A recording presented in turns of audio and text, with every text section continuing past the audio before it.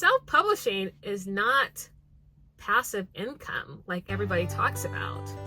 My name is Monique Powers, and I'm a mobile esthetician with a cosmetology and manicuring license.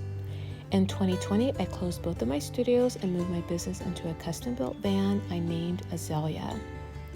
Take a peek at my version of van life, my personal life, and my vacations in between. I don't know if you guys noticed, but I was MIA last week because it wasn't that I didn't have anything to talk about, because I have a lot of things I want to talk about. I just didn't make time to do it. I am juggling probably about 10 different things. And it is pretty simple to just turn the camera on and just start talking, but I didn't do it. But I am here today and I want to talk about, actually just to confess some things as a newly published author, so to speak. Actually, my first nonfiction book comes out in a few weeks, but I am new at KDP Publishing, and I just wanted to probably dispel a few things that you might think self-publishing is, that it really isn't. And I just want to share some things that I actually learned. So I always wanted to write, and as I shared before, I have notebooks full of ideas and notes and pages on what I want to talk about. And I just saw a lot of videos on YouTube about KDP self-publishing and how passive it is. And that's what I'm looking for, like passive income, because at some point I am going to have to scale back my hours working, and I need something to do. I'm not going to completely quit doing beauty services, but I do want to scale back my hours, and I want to look into passive income. So that is how I got into it. And then I was thinking that I wanted to write books based on my experience and what I know, and I did want to gear it towards adults, but then I started thinking about kids, teenagers in particular, and just to see how in some sense they are being manipulated and misinformed, and I just want to be like a voice of reason and truth with a biblical perspective. So that kind of spurred me on even more to, let's start writing, Monique. You got these notes, let's get it out there. So that's kind of how it started. And I just want to talk about maybe 4 points I want to share with you guys, confessing what it's like really to be a self-publisher. And the first thing I want to talk about is expectations versus reality. So I thought I was just going to write this book, and actually it wasn't even about a book. Okay. Initially, when I thought about self-publishing, I was thinking I would produce a notebook with blank pages, and I was all about the cover, and the cover had Thomas on it because I noticed there weren't really any nice covers with cats on them, and Thomas is so photogenic, and I was really gonna have a series of notebooks with his image on it. And then I got a coach because I thought, well, if I do it on my own, even though I was watching some pretty incredible videos on YouTube, but I thought if I did it on my own and it didn't work out, no one bought it, then I did it wrong, then I would have wasted that cover image of my cat on a notebook that no one would have purchased. That's what I was thinking. I just did not want to waste his picture on a notebook. So I thought, well, let me get some coaching. I will hire a coach, and he's going to tell me, all the things I need to do, because I don't want to waste my cat's image on something that won't sell.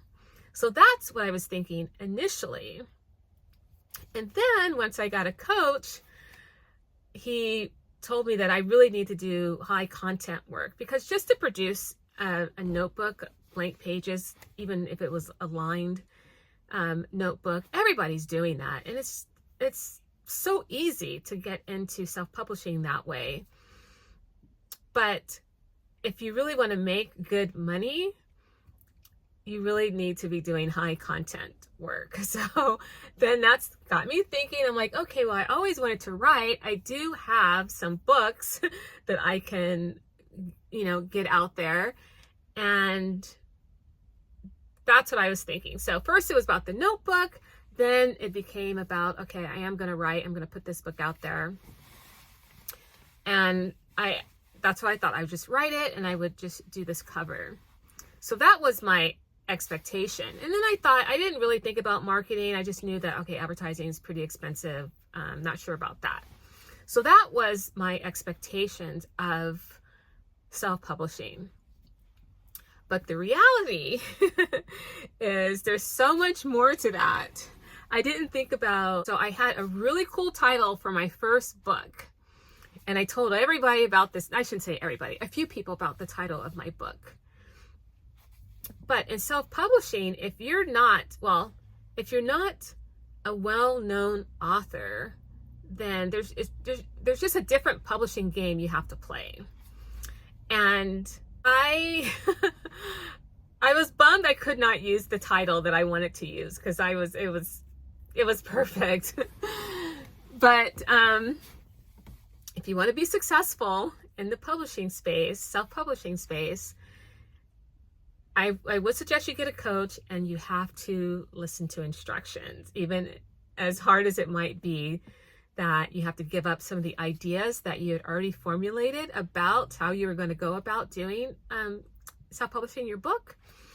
And giving up my title was huge.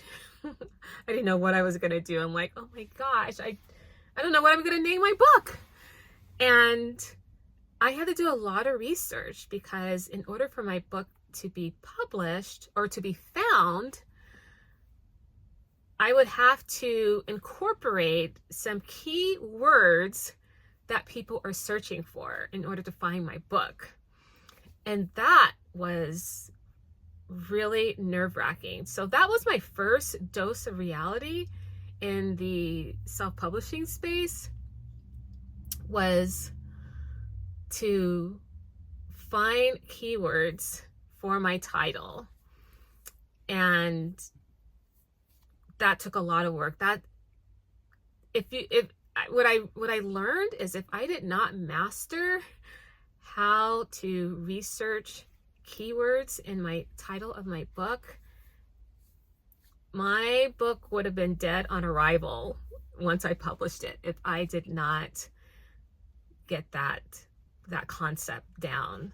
So that was my first dose of reality versus my expectations of self-publishing, was keyword research and all the other things that come with it. Like I didn't even think about writing a description for my book. I didn't really have any idea what it really took to get your book on KDP. So that was my first dose of reality. And self-publishing is not passive income like everybody talks about. At least in the beginning. In the beginning, it is a lot of work. It is a lot of work. And that part is not passive. And I remember saying to my coach, like, who said this was passive? Because I'm working really hard here. I mean, really hard. And this video would go on and on if I shared all the things that I have to do to get this book out, to get any book out. There's just a lot of groundwork. And once you do it once, then it's kind of like rinse and repeat. And then it gets easier and easier. But in the beginning, if you do it right and you want to make money, it's a lot of work. It's a lot of work to do things right. Because if you just take the easy route, then it becomes a numbers game, and you're really working harder than you really want to, because it's because then it's never passive. If it's a numbers game with regard to putting out books, I don't see how that is ever passive, because you just have to produce like tens and hundreds, if not thousands, of books in order to make a really good income. So another reason why you should do high content book and not low content books. If you really want it to be passive and to make a lot of money, you're going to want to wrap your mind around doing high content books. The second thing that I had to seriously think about was the biggest challenges. I think for me, the biggest challenge of being a self-publisher is balancing my existing career with wanting to stay home and write. There have been many, many days where I did not want to go to work, because once I leave, I'm pretty much gone for the entire day, because I have to go and travel to the client's home or location. And that, can take a while. And by the time I get home, it's pretty late, and then I still want to write. So I wish there were weeks that I could take off to just write and not ever leave the house, just to kind of like hibernate and just write, because you got to be in the right headspace. You want to be authentic. You want to be organized. You don't want to, you just don't need any distractions. And my current job it's a huge distraction for me. And it's something that I'm just going to have to deal with, because obviously I still need to be making money. I still need to be working. So it's something that that's a challenge for me. So what I do is I will wake up at 5, but I was waking up early anyway. But now when I do wake up early, I am incorporating writing and organizing and creating. And if I get home early enough, then I will do it again. I will start writing and organizing and creating and doing all the things I need to do to get the book ready to be published. And I'm juggling quite a few things right now. Like I'm still working on another vision board book, and then I'm also working on my other book that's coming out, and that's in the editing process, and I got to make sure the covers are right. I got to do the descriptions, just all these things that I have to do in order to prepare the book to be published. So that is probably my number one biggest challenge. And the next thing I want to share with you guys is my biggest wins and surprises. So I think the highlight of all this is just the thrill of holding your book, like this one. Actually, I have 3 of them actually. So this was my second book. These are my vision board books. I just need something to do in addition to writing my first book. I needed something simple to do just to get my feet wet in the publishing space. So this was my first vision board book, and this is for all women. And then I did one just for Black women.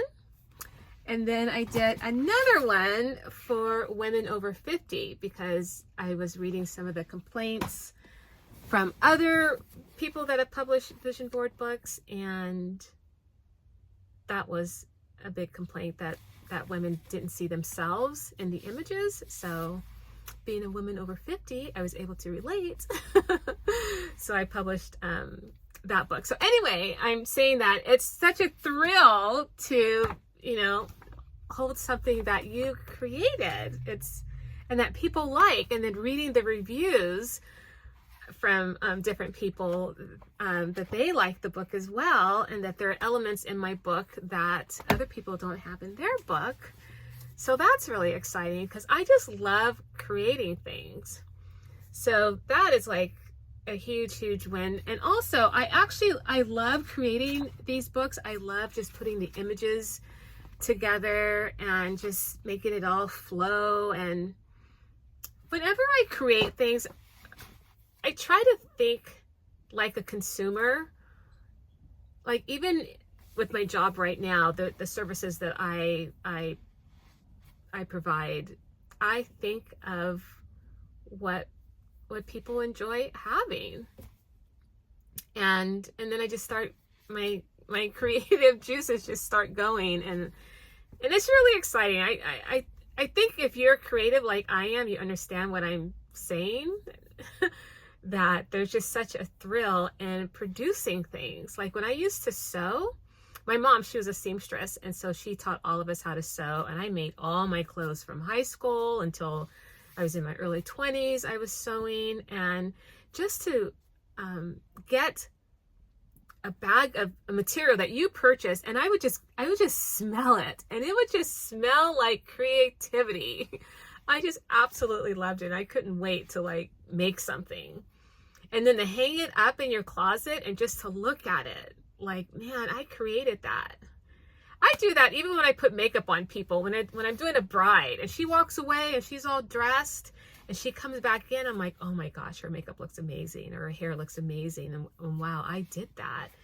And just to know I was part of the creative process on such an important day, you know, it's really exciting. So I'm really excited about this whole publishing space.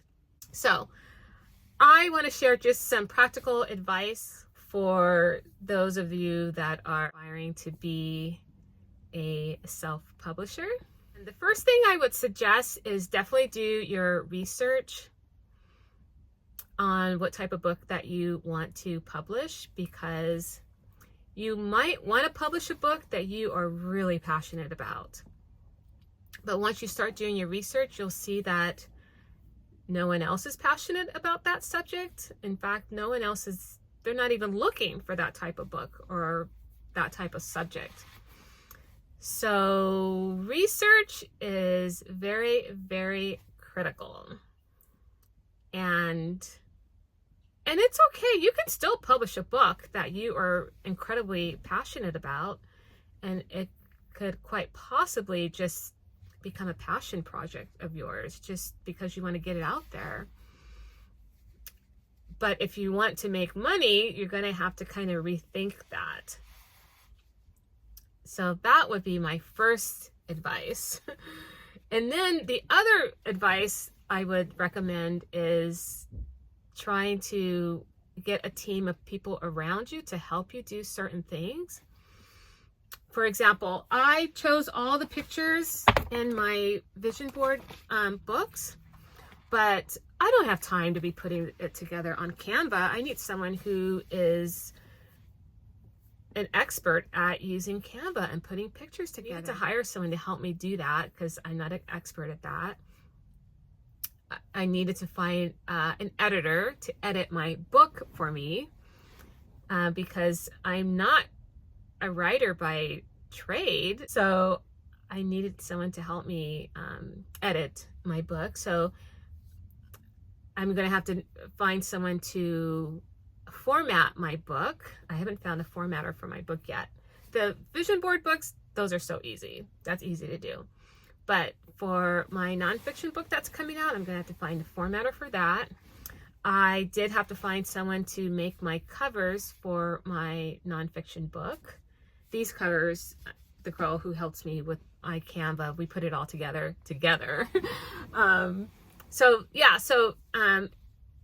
Editor, formatters, someone who's going to create your cover for you, because your cover is so key to success. I know there's a saying that books, don't judge a don't judge a book by its cover, but people do. They are looking at covers, and you need something that's engaging and that's enticing for people to even want to purchase the book. So I don't have any design skills, so I need someone who is familiar in the self-publishing space. You got to find someone who knows how to create a really good cover. So these are just some examples on some of the people that need to be on your team if you don't have those skills. And for me, not only do I not have certain skills that I'm going to need in order to publish a really good book, I actually don't have the time to do it either. Even if I could do it, I really don't have the time to do it because I'm so busy with my career. And that's the thing in the publishing, in the self-publishing space, you're either going to pay with money to get a team of people around you, or you're going to pay with time. You're going to have to take the time to do all the steps it's going to take to produce a really good book. Your first book might not be your best book. It might even flop and you might get a few sales, but it can be a learning experience too. So just get it out there. And like even with my vision board books, I think for each one that I am doing, I think they're just getting better and better. So I'm excited about that. So that's something to think about too. So I just want to close by saying that if this is something that you are thinking about, you can do it. And I would recommend getting a coach. And even if you start doing just notebooks or planners or something like that, it's a start. And I think it's just a great platform to jump off and do something even more significant, because you'll see that things that are a little harder to do are really more rewarding to do as well. And they're going to be more lucrative too. So I hope that helps you guys for those of you that are interested in becoming a self-publisher. I might do a part 2 because there are more things I want to share, but this video is probably a little bit longer than I actually really wanted it to be. So I'm going to end it here and I will see you guys in the next video. Okay? Take care.